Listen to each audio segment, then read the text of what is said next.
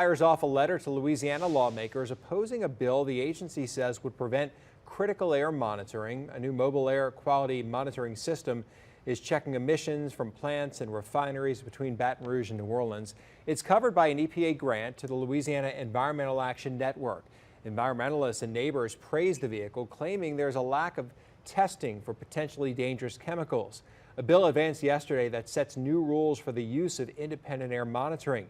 It calls for the test results to be verified by Louisiana's Department of Environmental Quality before being used for enforcement. The EPA argues the bill is inconsistent with federal law.